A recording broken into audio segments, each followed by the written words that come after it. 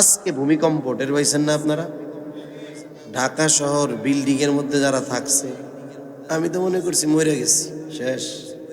লা হাওলা ওয়ালা কুওয়াতা ইল্লা বিল্লাহ পড়তেছে। লম্বা সফর করে এসে ফজরের নামাজ মসজিদে পড়ে এরপরে ঘুমাইছে। গভীর ঘুম হওয়ার কথা, কিন্তু এমন ঝাঁকি, রুমের মধ্যে একটা শোকেসের গ্লাস খটখট খটখট করতেছে, আর খাটটা কেমন যেন দুলতেছে। অল্প সময়ের মধ্যে ঘুম তো ভাঙছে। ভূমিকম্প যখন হয় নড়াচড়া করা কঠিন হয়ে যায়, কিন্তু এক অবস্থার উপরে নড়াচড়া করা যায় না। ইতিমধ্যে বাহিরে লোকজন নেমে এসছে, কি আত্মচিৎকার, কি পেরেশানি, কি অবস্থা।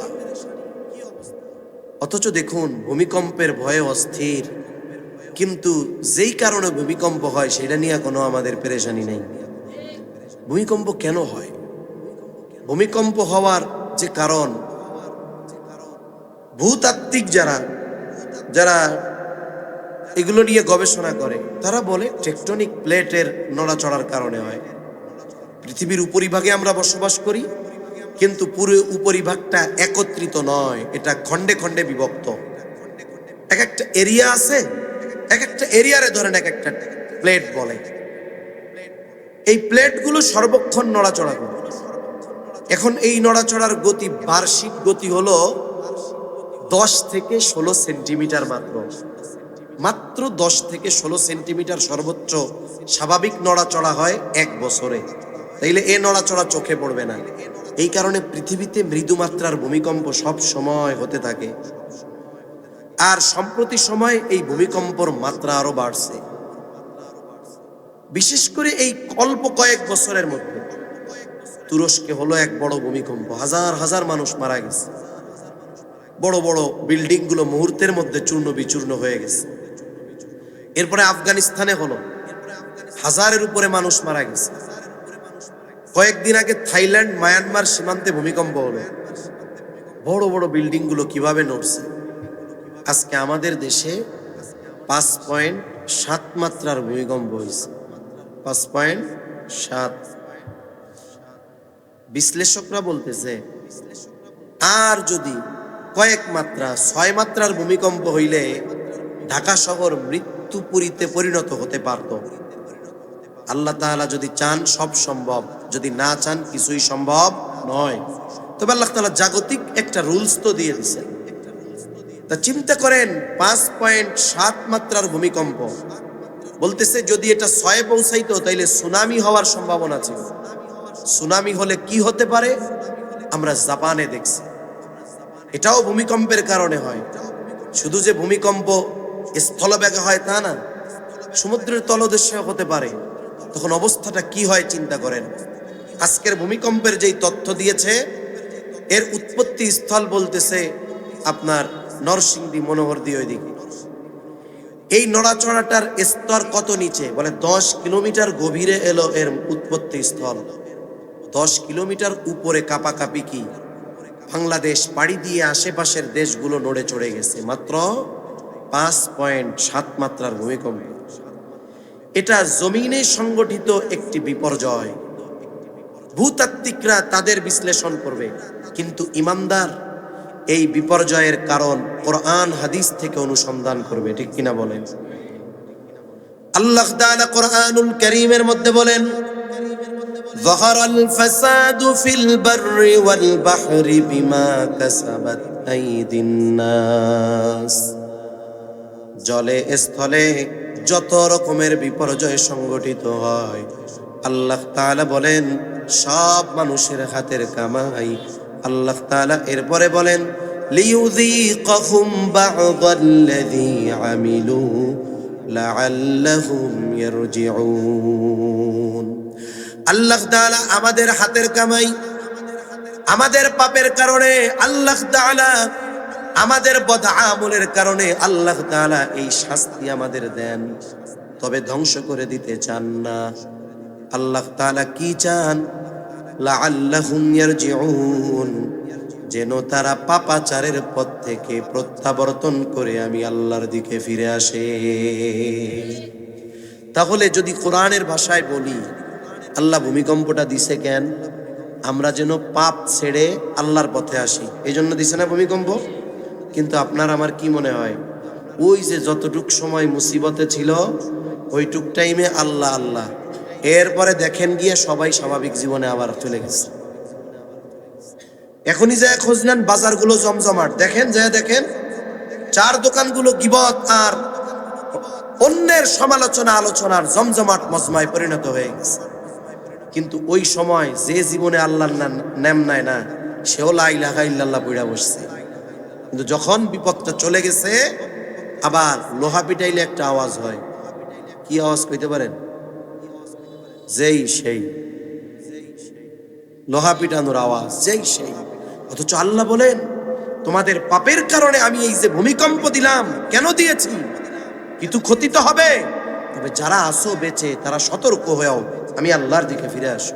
কিন্তু আফসোস, ভূমিকম্পে বিল্ডিং কেঁপে গেছে, শুয়েছিলাম খাট কেঁপে উঠছে, জমিন কেঁপে গেছে, কিন্তু আমার হৃদয় কাঁপে না আল্লাহর ভয়ে। পরিস্থিতি আমাদের খারাপ। এজন্য আল্লাহ রাব্বুল আলামিন বলেন, লিউযীকাহুম বা'দাল্লাযী আমিলু লাআল্লাহুম ইয়ারজিউন। এই যে শাস্তির স্বাদ আস্বাদন করানো হয়, এর কারণ হলো আমরা যেন পাপের পথ থেকে ফিরে আল্লাহর পথে আসি, বাজারের পথ বাদ দিয়ে যেন আল্লাহর ঘর মসজিদের পথ ধরি। এই জন্য আল্লাহ তাআলা এগুলো দেন। কিন্তু আফসোস, ওই বিপদের মুহূর্তে আমরা আল্লাহকে ডাকি, বিপদ চলে যাওয়ার সাথে সাথে আল্লাহকে ভুলে যাই। এটা মুমিনের খাসলাত হতে পারে না। মানুষের অভ্যাসটা কি আল্লাহ তাআলা জানেন। এজন্য কোরআনের কথাগুলো যেই যুগ আসবে সেই যুগের জন্য উপযোগী। নবীজির কথাগুলো আজ থেকে যদি পৃথিবী আরো 1000 বছরও টিকে, ওই সময়ের জন্য প্রযোজ্য। আল্লাহ তাআলা মানুষের খাসলাতের কথা জানেন। আল্লাহ তাআলা বলেন, ফাইযা রাকিবু ফিল ফুলকি দাউল্লাহ মুখলিসিনা লাহুদ্দিন ফালাম্মা নাজ্জাহুম ইলাল বাররি ইযা হুম ইউশরিকুন। আমাদের একটা অভ্যাসের কথা আল্লাহ বলতেছেন। আল্লাহ বলেন, যখন তারা সমুদ্র পথে সফর করে, এই আয়াত যখন নাজিল হয়েছে তখন তো বিমান ছিল না। মানুষকে উদাহরণ দিয়ে একটা বিষয় বোঝানোর জন্য উদাহরণ বা উপমা ওই বিষয়ের দিতে হয় যেই বিষয়টা তাদের সামনে আছে। নাইলে যেটা তার সামনে নাই এটা দিয়ে উপমা দিলে বুঝতে কঠিন হয়। এজন্য কোরআনে উপমাগুলো এত সুন্দর, ওই জামানার মানুষের বুঝতে যেন সহজ হয় এবং পরবর্তী জামানার মানুষও যেন এই উপমা থেকে শিক্ষা নিতে পারে, এমন এমন উপমা আল্লাহ দিছে। আল্লাহ বলেন, যখন মানুষ সমুদ্র পথে সফর করে, আকাশ পথে হোক, সমুদ্র পথে হোক, রেল পথে কিংবা সড়ক পথে, সব সফরেই কিছু না কিছু সময় মুসিবত বিপদ আসতে পারে কি পারে না। যত বড় জাহাজ হোক, সমুদ্রে যদি ঝড় শুরু হয়, সুবিশাল জাহাজগুলো, 15-20 তলা জাহাজগুলো মুহূর্তের মধ্যে মনে হয় কচুরি পানার মতো, কিচ্ছু করার থাকে না, কোনো নাবিকের নিয়ন্ত্রণ নেওয়ার ক্ষমতা থাকে না। আল্লাহ তাআলা বলেন, ফাইদা রাকিবু ফিল ফুলকি দাউল্লাহ, যখন তারা নৌকায় আরোহণ করে সমুদ্র পথে চলে, আর যখন সমুদ্রের মধ্যে ঝড় উঠে, সুবিশাল উত্তাল তরঙ্গমালার মধ্যে নাবিক ওই জাহাজ নিয়ন্ত্রণের ক্ষমতা রাখে না, অক্ষম হয়ে পড়ে, তখন ওই জাহাজে অবস্থানরত মানুষগুলো বলেন তো, যাকে ডাকে তিনি কে? নাস্তিক হইলেও আল্লাহরে ডাকা শুরু করে দেয়। তখন ডাকে কেমনে? আল্লাহ বলেন, দাউল্লাহ মুখলিসিনা লাহুদ্দিন, তখন তার দিলের মধ্যে এই বিশ্বাস, এখন যেই মুসিবত আর যেই ঝড়, এই ঝড়ে জাহাজের নিয়ন্ত্রণ নেওয়ার ক্ষমতা দুনিয়ার কোনো নাবিকের নাই, কিন্তু আল্লাহ তাআলার তো আছে। এই জন্য আল্লাহকে দাউল্লাহ শুধু ডাকে তা নয়, মুখলিসিনা লাহুদ্দিন, একেবারে একনিষ্ঠ আর একাগ্রতার সাথে ডাকে, বলে আল্লাহ আপনি ছাড়া কেউ নাই, এই বিপদ থেকে বাঁচান। আল্লাহ বলেন, ফালাম্মা নাজ্জাহুম ইলাল বাররি ইযা হুম ইউশরিকুন। আমি যখন তাদেরকে নিরাপদে গন্তব্যে পারে পৌঁছায়া দেই, এখন তারা আমি আল্লাহর সাথে শিরিক করে আর বলে এই নাবিক যদি আজকে না থাকতো বাঁচার কোনো উপায় ছিল না। এক্সপার্ট নাবিক, ক্যাপ্টেন খুব এক্সপার্ট, বিমানের পাইলট খুব এক্সপার্ট, ড্রাইভার খুব এক্সপার্ট, নাইলে আজকে পিছিয়ে গেছিলাম। অথচ বিপদ যখন সম্মুখে, যখন সে বিপদের মধ্যে ডাকছে কাকে? বিপদ যাওয়ার পরে ক্রেডিট দেয় কাকে? ড্রাইভার। আমাদের অভ্যাস এটা। আল্লাহ তাআলা কত সুন্দর উপমা দিয়ে আমাদের বুঝাইতেছেন। এজন্য এই ভূমিকম্প শুধু জমিন কাঁপে। জমিন কেন কাঁপে জানেন? মানুষের অবস্থা কিছু কিছু সময় আমরা অস্থির হয়ে যাই না? অস্থির, স্থির একটা, অস্থির আর একটা। অস্থির মানে কি? যে স্থির থাকে না সেই তো অস্থির। কোন মানুষ যখন তার পছন্দসই বা এমন কিছু ঘটতেছে তার সাথে যেটা তার পছন্দের না, যেটা তার জন্য কষ্টের, তখন কি হয়? তার টেনশন হয়, ডিপ্রেশন হয়, চিন্তা হয়। অনেক সময় চিন্তার মাত্রা এত বেশি তাকে স্থির থাকতে দেয় না। তার এক জায়গা বসতে পারে না, বসলে আবার ওইটা হাঁটে, পায়চারি করে। শুয়ে থাকতে মন চায় না, শুইলে খালি নড়াচড়া করে, একবার এপার ওপাশ যায়, আবার একটু যায়, ডাইনিং রুমে গিয়ে পানি খায়, আবার একটু বেলকনিতে দাঁড়ায় থাকে, অস্থির হয়ে যায়। কিসের কারণে? পেরেশানির কারণে। পেরেশানি কেন আসে? এমন কোনো জিনিস যদি তার সাথে ঘটে যেটা তার পছন্দের নয়। এই জমিনে তো অস্থির হয়, এজন্য কাঁপে। আমি যেমন পেরেশানিতে, চিন্তায় এক জায়গায় থাকতে পারি না, অনুরূপভাবে জমিনের উপরে যখন পাপাচার, অনাচার এগুলো সংগঠিত হয়, জমিন তখন এক জায়গায় স্থির থাকে না, জমিন তখন কাঁপে। লম্বা হাদিস আছে তিরমিজির। রাসূল সাল্লাল্লাহু আলাইহি ওয়াসাল্লাম বলেন, মানুষ যখন যুদ্ধলব্ধ সম্পদকে গনিমত মনে করবে, ব্যক্তিগত সম্পদ মনে করবে, যাকাতকে মানুষ যখন জরিমানা মনে করবে, মানুষ যখন মায়ের অবাধ্য করবে, স্ত্রীর কথা মোতাবেক চলবে, গান মদ্যপান বাড়বে, অশ্লীলতা, জেনা, ব্যভিচার বাড়বে, এই ধরনের অনেকগুলো পাপের কথা উল্লেখ করে নবীজি বলেন, তখন তোমরা ভূমিধস, ভূমিকম্প, পাথর বৃষ্টি, আগুনের বৃষ্টির মতো আযাবের অপেক্ষা করো। এই যে পাপগুলো সমাজে বাড়ছে না কমছে? তাহলে ভূমিকম্প তো হবে। আরো কত কঠিন পরিণতি আসতেছে আল্লাহ ভালো জানেন। নবীজি বলেন, অপেক্ষা করো, একের পর এক আসবে। কিভাবে আসবে? পুরাতন পুঁথির মালা যদি ছিঁড়ে যায়, বা তসবিহ যদি ছিঁড়ে যায়, একটা একটা করে, একটার পর একটা টপ টপ করে তসবির দানা জমিনে পড়তে থাকে, ওই রকম একের পর এক শাস্তির অপেক্ষা করতে থাকে। তাহলে সময়ের সাথে সাথে পাপাচার বাড়বে, ভূমিকম্প বাড়বে, কিন্তু আমাদের দ্বারা যেন এই ধরনের পাপ সংগঠিত না হয়।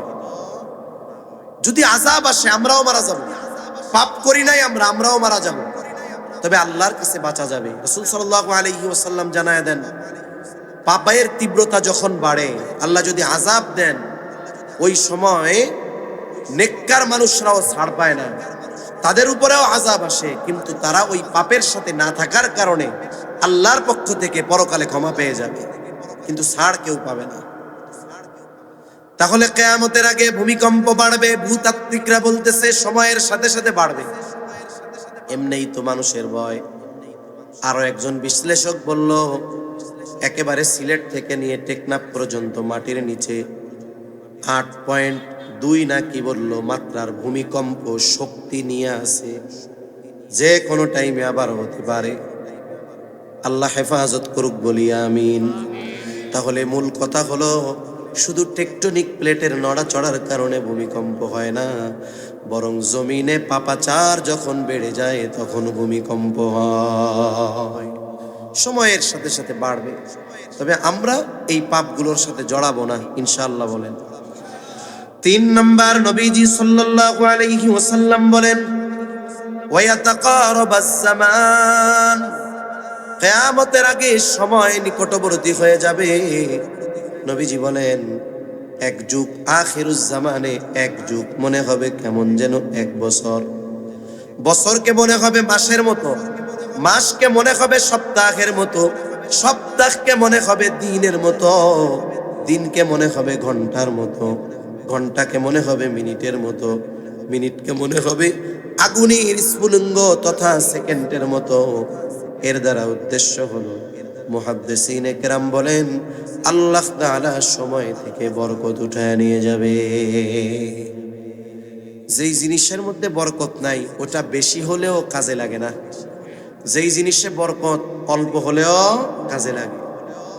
জাস্টিস মুফতি তকি উসমানী দামাত বারকাতুহুমুল আলিয়া উনি বলেন যে মানুষ শুধুমাত্র তার কর্মের মাধ্যমে সময়কে বরকতময় করতে পারে, আবার কাজের মাধ্যমে সময়কে বরকতহীন সংকুচিত করে ফেলতে পারে। কেমনে? মানুষ যদি তার হায়াত, তার সময় এগুলোকে ভালো কাজে অতিবাহিত করে তাহলে সময়ের মধ্যে আল্লাহ বরকত দিয়ে দেয়।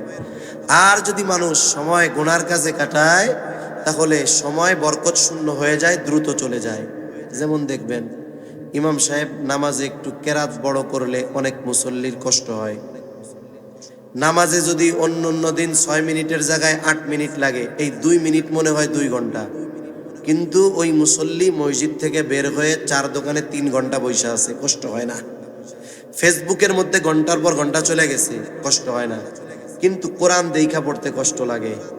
আপনারা যদি বলা হয় ওয়াজ মাহফিলে আইসা বসেন, 1-1.5 ঘন্টা বসতে কষ্ট লাগে, 6 ঘন্টা বসে কিন্তু ক্রিকেট খেলা দেখে।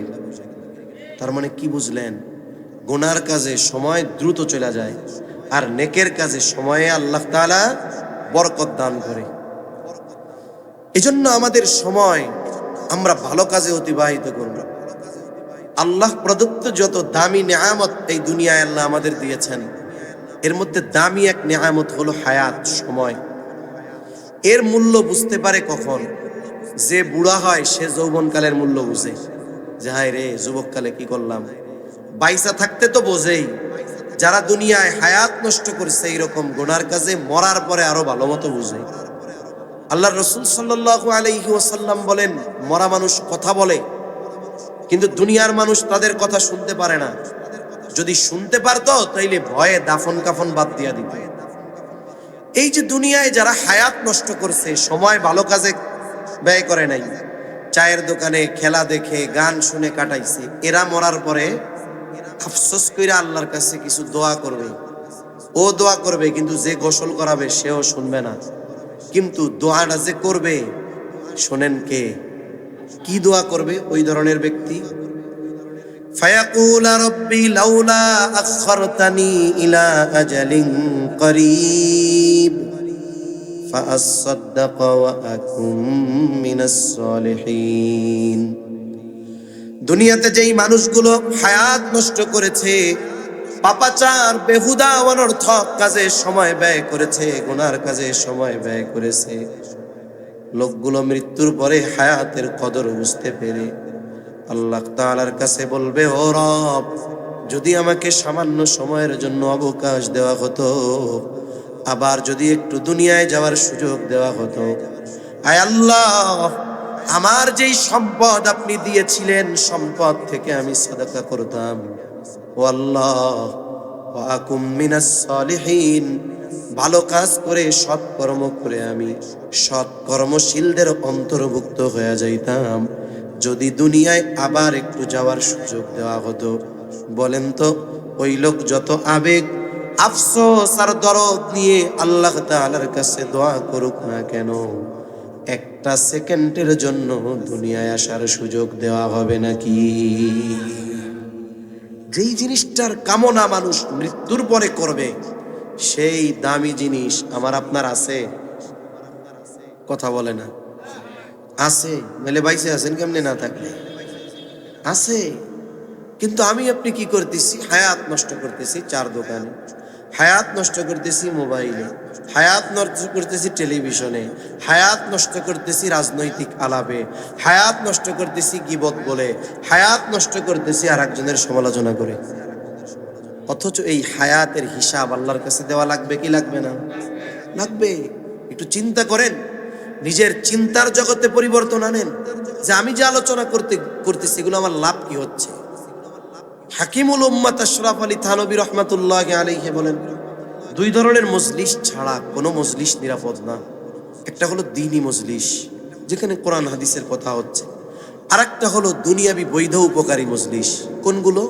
মনে করেন সামাজিক কিছু কাজ আছে, রাস্তাটা ভেঙে গেছে, গ্রামের মানুষের রাস্তা, সরকারি কোনো বরাদ্দ নাই, এখন গ্রামের মানুষ বসছে যে ভাইরা এ জায়গা দিয়ে চলতে হয়, এখান দিয়ে গাড়ি যাওয়া লাগে, কোনো কেউ অসুস্থ হলে অ্যাম্বুলেন্স নেওয়া লাগবে, কিন্তু রাস্তার পরিস্থিতিটা ভালো না, আসেন আমরা সবাই মিলে রাস্তাটা মেরামত করি। এটা হলো দুনিয়াবি বৈধ উপকারী মজলিস। এই দুই ধরনের মজলিস ছাড়া কোনো মজলিস নিরাপদ নয়। চার দোকানের মজলিস নিরাপদ না, অন্য যত মজলিস বলেন কোনো মজলিস নিরাপদ না। তাহলে হায়াতটাকে বরকতময় যদি করতে হয়, নেকের কাজে অতিবাহিত করতে হবে। 4 নাম্বার, নবীজি সাল্লাল্লাহু আলাইহি ওয়াসাল্লাম বলেন, ওয়া তাযহারুল ফিতান, কিয়ামতের আগে ফিতনা প্রকাশ পাবে। এর দ্বারা উদ্দেশ্য হলো দাজ্জালের আগমন। নবীজি জানায় দেন, যতক্ষণ না দাজ্জাল আগমন না করবে ততক্ষণ কিয়ামত হবে না। আপনাদের মসজিদে আজান 7টায় না? পাশের মসজিদে হচ্ছে। আচ্ছা, একজন জবাব দিয়ে দেন, 5-6 মিনিটের মধ্যে শেষ করে দেই, কারণ ওনাদের সুন্নাত নামাজের একটা প্রস্তুতি আছে, আওয়াজ গেলে মুসল্লিদের কষ্ট হবে। দাজ্জাল না আসা পর্যন্ত কিয়ামত সংগঠিত হবে না। এই উম্মতের উপরে সবচাইতে বড় ফিতনা হলো দাজ্জালের ফিতনা। নবীজি উম্মতের প্রতি রহম দিল, দাজ্জালের ফিতনা থেকে বাঁচার আমল নবীজি শিখিয়ে দিয়েছেন। সেই আমল হলো সূরা কাফ। কোন সূরা? জোরে বলেন। এই যে আজকে চলে গেছে, সন্ধ্যার সাথে সাথে শনিবার শুরু হয়েছে, এই সূর্যাস্তের আগ পর্যন্ত, পরের দিন সূর্য ডোবা থেকে নিয়েই আজকে সূর্যাস্ত পর্যন্ত এই আমল করতে হয়। এখন কেউ সূরা কাহাফ পুরাটা পড়তে পারে না, আর এক হাদিসে আসছে নবীজি বলেন কমপক্ষে প্রথম 10 আয়াত পড়বে। এখন কইতে পারেন হুজুর কত আলামত বাকি আছে, দাজ্জাল আমাকে ওই জামানায় আইব না, সে ভাবসাব নাই। রাখেন, দাজ্জাল হঠাৎ করে আসবে না। দাজ্জাল আসার আগে দাজ্জাল আগমনের প্রেক্ষাপট তৈরি করার জন্য আরো অনেক ফিতনা আসবে। এমন এমন ফিতনা আসবে যে হক বাতিল নির্ণয় করা কঠিন হবে, সত্য মিথ্যা চেনা কঠিন হবে। বুজুর্গানে দিন বলেন, এই আমল যারা করবে দাজ্জাল আগমনের আগে যত ফিতনা আসবে, আল্লাহ তাআলা এই আমলের বরকতে ওই ফিতনা থেকে আমলকারীকে হেফাজত করবে। সুবহানাল্লাহ। এই আমলটা আমরা করব। আপনি পড়তে পারেন না, মসজিদের ইমাম সাহেবরে যদি বলেন হুজুর আমাদের সূরা কাহাফের প্রথম 10 আয়াত তিলাওয়াত করে শোনান, 1 মিনিট লাগবে, হুজুর কি বলবে পারবো না? কিন্তু আমাদের ইচ্ছা নাই। 1, 2, 4, 5 সপ্তাহ শুনতে শুনতে দেখবেন মুখস্থ হয়ে গেছে। অথবা নিজে যদি চেষ্টা করি যে 1 আয়াত করে আমি 1 সপ্তাহে মুখস্থ করব, 1 লাইন করে করব, তাহলে দেখবেন কয়েক মাসের মধ্যেই সুন্দরভাবে পুরাটা মুখস্থ হয়ে যাবে। বুজুর্গানে দিন বলেন, বেঁচে থাকার জন্য শ্বাস প্রশ্বাস যত জরুরি, খাবার না খেয়ে বাঁচা যাবে, কিন্তু যদি অক্সিজেন না নিতে পারি, কার্বন ডাই অক্সাইড না ছাড়তে পারি, বাঁচতে পারবো? বেঁচে থাকার জন্য শ্বাস প্রশ্বাস যেমন জরুরি, সূরা কাহাফের আমল আমরা ওই রকম জরুরি বানাবো কোন ইনশাআল্লাহ। 5 নম্বরে নবীজি বলেন, ওয়াতাকসুরাল হারাজ, কিয়ামতের আগে হত্যাকাণ্ড বাড়বে। সাহাবায়ে কেরাম বলল, আমরা তো প্রতি বছর শত শত মুশরিক যুদ্ধের ময়দানে হত্যা করি, এটা কি হারাজ? নবীজি বলেন, না, এটা হলো ওয়াহুয়াল কাতলুল কাতল, পারস্পরিক হত্যাকাণ্ড। প্রতিবেশী প্রতিবেশীকে হত্যা করবে, চাচা ভাতিজাকে হত্যা করবে। এই দুনিয়ায় যদি দৈনিক কাফেররা 100 মুসলমান হত্যা করে, যদি 100 মুসলমান কাফেররা হত্যা করে, তাহলে গোটা দুনিয়া খোঁজ নেন, দৈনিক কমপক্ষে মুসলমানের হাতে 1000 মুসলমানের উপরে হত্যা হয়। তার মানে কাফেররা বেশি মুসলমান মারে না মুসলমানরা মারে? মুসলমানরা হত্যা করে বেশি মুসলমানদের। ব্যক্তিগত, পারিবারিক, সামাজিক, রাজনৈতিক প্রভাব প্রতিপত্তি বিস্তারকে কেন্দ্র করে প্রতিনিয়ত আমাদের দেশ সহ গোটা দুনিয়ায় মুসলমানেরা পারস্পরিক হত্যাকাণ্ড করতেছে। হত্যাকাণ্ড বহুদূর। আমাদের নিয়ত থাকবে, একজন মুসলিম ভাই সে যে দলের হোক, যে মতের হোক, সে যদি লা ইলাহা ইল্লাল্লাহ মুহাম্মাদুর রাসূলুল্লাহ এই কালিমায় বাস্তবে বিশ্বাসী হয়, আমি তাকে জবান দিয়েও জাগতিক কারণে একটা কষ্ট দিব না।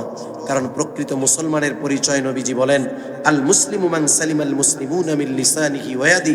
প্রকৃত মুসলমান হলো সে যার জবান এবং হাতের অনিষ্ট থেকে অপর মুসলমান নিরাপদ থাকে। তাহলে হত্যাকাণ্ড বহুদূর। আমরা জবান দিয়েও কোনো মুসলমান ভাইকে কষ্ট দিব না, গীবত করব না, তার দোষ চর্চা করব না, অপবাদ দিব না, সমালোচনা করব না। তবে হ্যাঁ, দ্বীনের ব্যাপারে বাবাকেও আমরা ছেড়ে দিব। 6 নম্বর নবীজি বলেন, হাত্তা ইয়াকসুরা ফীকুমুল মাল ফায়াফিদু। কিয়ামতের আগে মানুষের মাল সম্পদ উপচিয়ে পড়বে, এত মাল হবে। মুহাদ্দিসিনে কেরাম বলেন এটা হবে দাজ্জালকে ঈসা আলাইহিস সালাম হত্যা করবেন, এরপরে তিনি গোটা পৃথিবীতে রাসূলুল্লাহ সাল্লাল্লাহু আলাইহি ওয়াসাল্লামের আনিত দ্বীনের প্রচার করবেন। উনি কিন্তু ইনজিলের দাওয়াত দিবেন না, উনি দ্বীন প্রচার করবেন কি শরীয়তে মুহাম্মাদি। গোটা পৃথিবীর আনাচে কানাচে দ্বীন পৌঁছিয়ে যাবে। গোটা পৃথিবীতে একটা কাফের থাকবে না, মুনাফিক থাকবে না, সবাই ইমানদার এবং পাকা ইমানদার। আল্লাহ তাআলা আসমানের জমিনের বরকতের দরজা সমূহ খুলে দিবে। এত পরিমাণ বরকত হবে, মানুষের সম্পদ এত বেশি হবে যে মানুষের মন চাইবে একটু দান সাদকা যদি করতে পারতাম। কিন্তু আফসোস, গোটা পৃথিবী খুঁজে সাদকা নেওয়ার মতো, দান নেওয়ার মতো একজন মানুষও পাওয়া যাবে না। সুবহানাল্লাহ। তাহলে নবীজি বলেন এই 6টি বিষয় সংগঠিত না হওয়া পর্যন্ত কিয়ামত সংগঠিত হবে না।